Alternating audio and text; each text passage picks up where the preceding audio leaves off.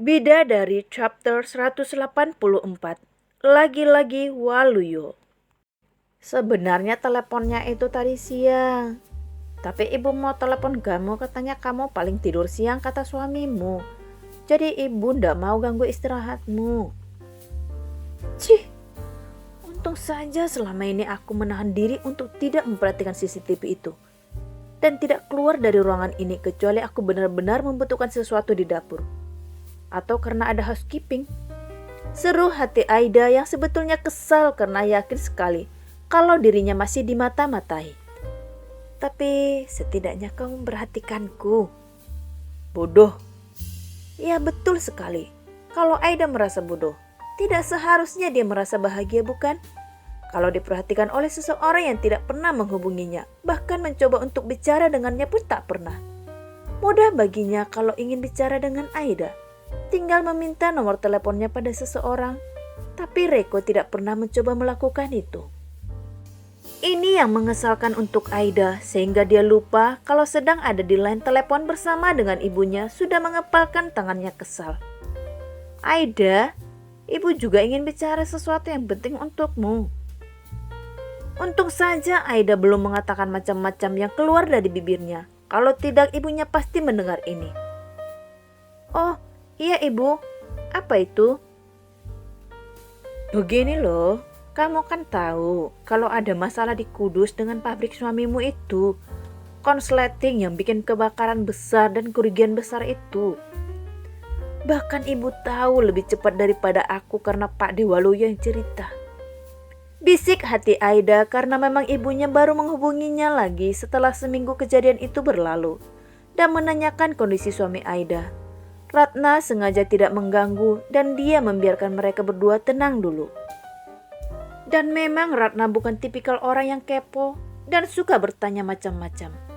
Karena sudah seminggu berlalu Aida tidak menghubunginya, barulah Ratna mencoba mencari tahu kala itu. Aida juga membuat alasan tak cerita karena tidak mau membuat ibunya banyak pikiran. Dan baru tahulah dia kalau Pak D-nya sudah memberitahukan semuanya kepada ibunya. Kecuali tentang kepergian Reiko ke Timur Tengah. Waluyo memang tak bercerita meski tahu. Iya ibu, aku tahu. Terus aku harus gimana? Lah, kok harus gaya gimana? Kamu ndak bisa mikir apa? Kamu sudah menghubungi Romo Adiwijaya belum? Aduh, apa-apaan aku ini? Sangat tidak sopan sekali dan lupa menghubungi Romo. Terus-terusan saja memikirkan tentang cucunya yang gak jelas itu. Aida jujur, saat ini baru merasa bersalah karena sudah sebulan kejadian itu berlalu tak sadar tentang ini. Andai ibunya tidak memberitahukan, mungkin Aida tidak akan pernah sadar kalau dirinya bersalah. Aduh ibu, aku lupa. Soalnya aku kemarin gak mau ganggu. Takutnya kalau aku telepon nanti malah membuat kakek kepikiran. Coba hubungi. Dia khawatir dengan keadaanmu. Ibu juga belum datang ke sana. Tapi ibu biasa menanyakan kondisinya lewat Lesmana.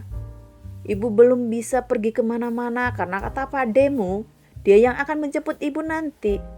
Tapi ndak datang-datang tuh. Waluyo tidak mengizinkan Ratna untuk berangkat ke Kudus sendirian dari Kendal. Kemanapun, kalau jaraknya sudah lebih dari 10 km, pasti Ratna akan kena omel oleh kakaknya. Waluyo memang overprotective pada adiknya, apalagi setelah suami dari Ratna meninggal. Kalau tidak ditemani oleh Lingga dan dua putrinya, maka Ratna tidak boleh pergi jauh-jauh dan tidak boleh pergi keluar kota kalau Waluyo tidak ada. Inilah alasan kenapa Ratna memang belum mengunjungi Adiwijaya. Iya ibu, nanti aku akan coba menghubungi. Tapi tidak mungkin kan malam-malam begini, bagaimana kalau besok? Iyalah, tapi jangan bicara macam-macam. Dan kamu hanya boleh menghibur Romo. Jangan pernah mengeluh masalah rumah tanggamu pada Romo Adiwijaya. Ngerti kamu? Iya ibu, aku ngerti. Kalau itu tidak enak dan menyakitkan, ya kamu telan aja sendiri. Kalau memang enak ya kamu bisa cerita. Yang enak-enak aja bikin orang tua senang. Kalau yang sedih-sedih itu ndak perlulah kamu ceritakan. Iya ibu, aku ngerti. Bukannya orang tua itu ndak mau dengar susahnya anak mereka hidup.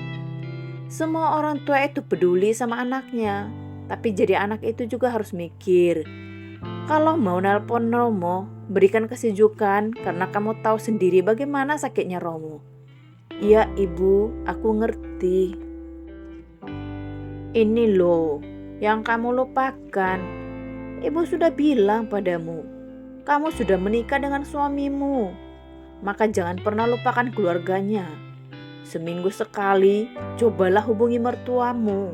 Hubungi Romo Adiwijaya. Jangan kamu cuma mikirin dirimu sendiri dan apa yang ada di rumahmu itu. Karena kalau sudah menikah, kan keluargamu jadi lebih banyak dan harus lebih banyak lagi perhatianmu pada mereka semua. Ngerti ndak? Iya ibu, aku ngerti. Aku rasa aku sudah mendengar semua wejangan ini 1/4 jam. Tapi belum juga selesai kan? Ratna itu memang sangat berhati-hati sekali dengan anaknya dan tidak mau sampai anaknya itu melakukan suatu kesalahan dalam rumah tangganya.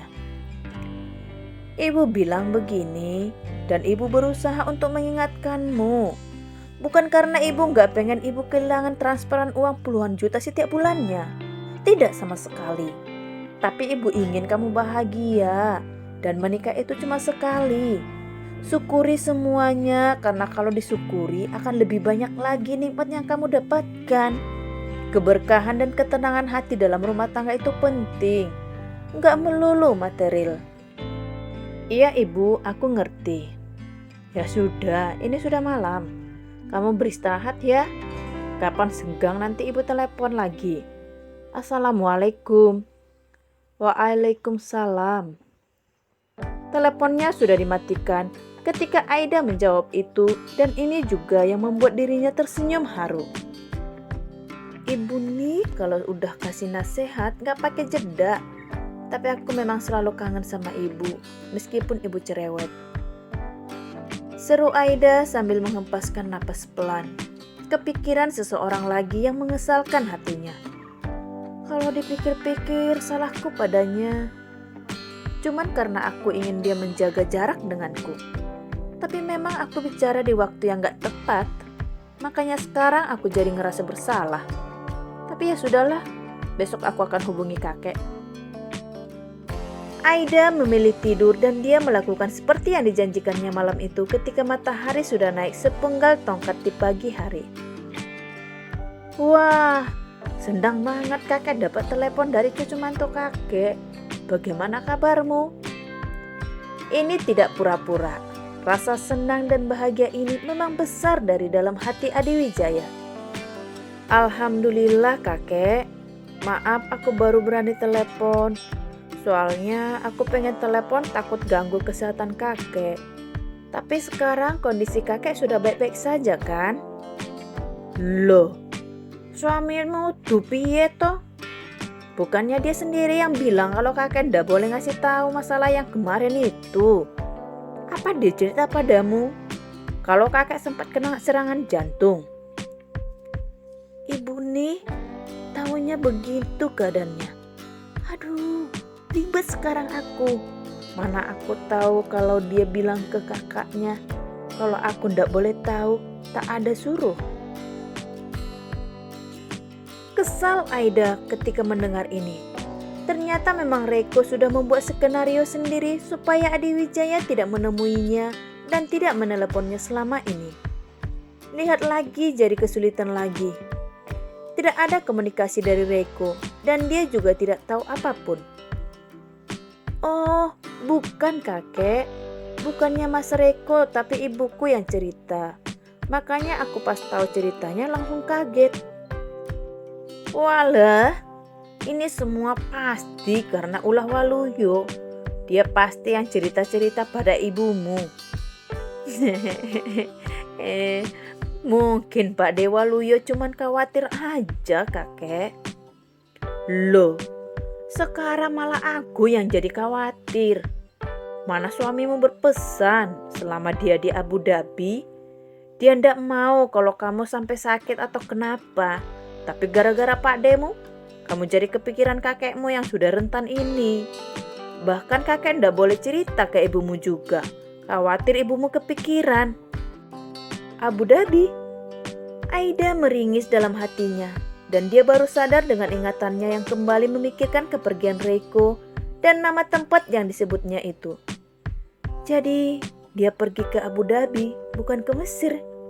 Dan itukah alasannya kenapa dia tidak pernah ada di dalam apartemen ini?